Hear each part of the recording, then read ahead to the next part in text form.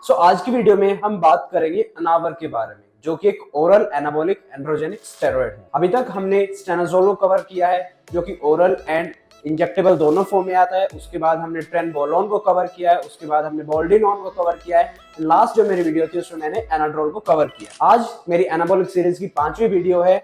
आज हम कवर करेंगे एनावर के बारे में, जो कि एक ओरल एनाबॉलिक स्टेरॉइड है। सबसे पहले बात करते हैं कि इसकी इन्वेंशन कब हुई थी। इसका इन्वेंशन हुआ था 1962 में।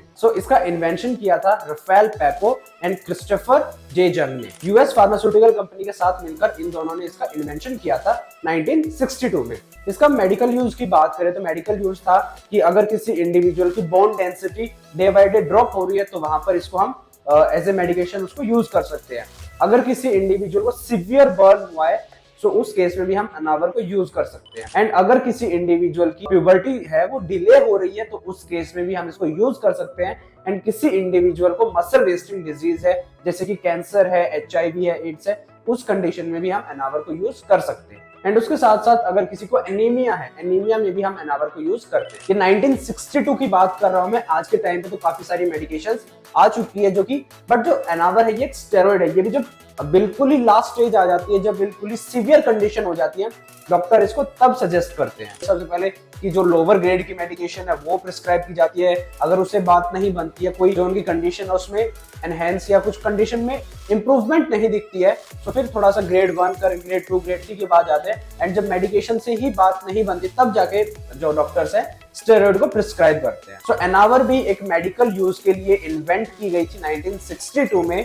बट बॉडी बिल्डर्स इसको क्यों यूज करते हैं? इसके एनाबॉलिक एंड्रोजेनिक रेशो की वजह से। अभी तक जितने भी मैंने एनाबॉलिक एंड्रोजेनिक रेशो बताए थे, चाहे वो स्टेनाजोल है, ट्रेनबोलोन है, बोल्डिनोन है या फिर एनाड्रोल है, सभी का मैंने एक फिक्स बताया था कि जैसे अगर स्टेनाजोल की बात करते हैं तो 320 रेशो 30 है, ट्रेनबोलोन की बात करते हैं 500 रेशो 500 है।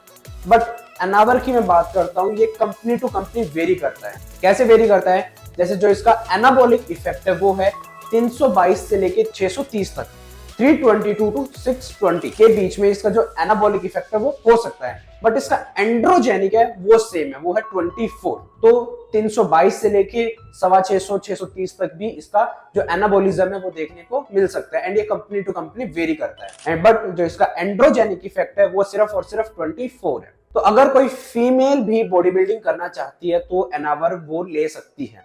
हालांकि मैं कभी सजेस्ट नहीं करता हूं कि कोई भी स्टेरॉइड आप यूज करो अनटिल और अनलेस आप बॉडी बिल्डिंग की तरफ जाना चाहते हो, क्योंकि बॉडी बिल्डिंग में आपको स्टेरॉइड लेने ही पड़ेंगे। आप नेचुरली उस लेवल की फिजिक अचीव नहीं कर सकते। बट वहीं पर अगर आप फिटनेस की बात करते तो फिटनेस में एनाबॉलिक्स का कोई रोल नहीं होता। फिटनेस बिल्कुल एक अलग चीज हो जाती है, बॉडी बिल्डिंग बिल्कुल ही अलग चीज हो जाती है। मसल मास ही आपका नेक्स्ट लेवल बढ़ाएगा, बट एंड्रोजेनिक या फिर जो मेल सेक्स कैरेक्टरिस्टिक्स है वो बहुत ही मिनिमल देंगे। स्टेनाजोल से भी कम है इसका। स्टेनाजोल का भी 30 है एंड्रोजेनिक एंड इसका है 24। बॉडी बिल्डर्स इसको मेनली कटिंग के टाइम पे चलाते हैं। रीजन बीइंग क्योंकि ये आपकी बॉडी से वाटर आउट भी करता है एंड जो मसल मास उसको भी एनहेंस करता है। मसल मास बढ़ाएगा, आपकी रेड ब्लड सेल्स है उसको बढ़ाएगा, आपकी बोन डेंसिटी को बढ़ाएगा एंड आपका जो वाटर है वाटर को आउट करेगा। आपको एक ड्राई एंड लीन लुक देगा, जो कि एक स्टेज के लिए परफेक्ट लुक होता है, क्योंकि वहां पर हमें हमारे मसल्स को एकदम डिफाइंड शेप में दिखाना होता है, अपनी वस्कुलैरिटी को दिखाना होता है। एंड एनावर आपको उसमें हेल्प करता है। अभी तक हमने कितने स्टेरॉइड्स को कवर किया है? सबसे पहले स्टेनाजोल एंड विंस्ट्रोल, जो कि हमारा कटिंग के टाइम पर चलता है। उसके बाद ट्रेनबोलोन, जो कि बल्किंग एंड कटिंग दोनों टाइम पर चलता है। उसके बाद बोल्डिनोन, जो कि सिर्फ बल्किंग के टाइम पर चलता है। उसके बाद एनाड्रोल, जो अगेन बल्किंग के टाइम पर चलता है। आज हम बात करें 5वें एनाबॉलिक स्टेरॉइड की, जो कि एनावर है एंड ये कटिंग के टाइम पर चलता है। अब बात करते हैं इसके कुछ साइड इफेक्ट्स की। साइड इफेक्ट्स क्या क्या है? सबसे पहला जो साइड इफेक्ट जो हर एक स्टेरॉइड के साथ आता है वो क्या है कि ये आपके नेचुरल टेस्टोस्टेरोन प्रोडक्शन को कम कर देता है। ड्यूरिंग साइकिल आपको काफी अच्छा फील होता है, आपको काफी ज्यादा अग्रेशन आता है, बिल्कुल ही नेक्स्ट लेवल की स्ट्रेंथ आती है।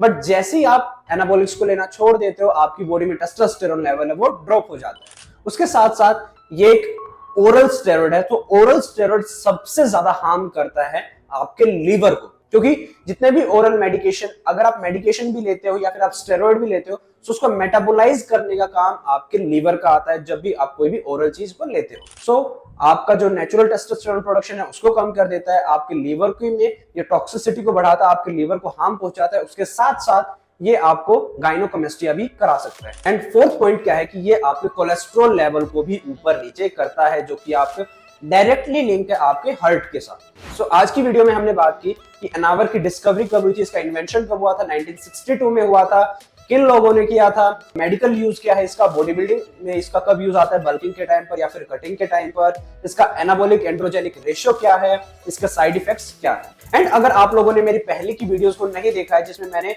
और भी एनाबॉलिक स्टेरॉइड्स को कवर किया है, तो आप उस वीडियो को जाकर देख सकते हो, उनकी लिंक मैं डिस्क्रिप्शन में डाल दूंगा। एंड कैसी लगी आज की हमारी वीडियो कमेंट कर जरूर बताएं। एंड ऐसी और भी ज्यादा इंफॉर्मेटिव वीडियोस के लिए आप हमारे चैनल को सब्सक्राइब कर सकते हो। कोच हिमांशु।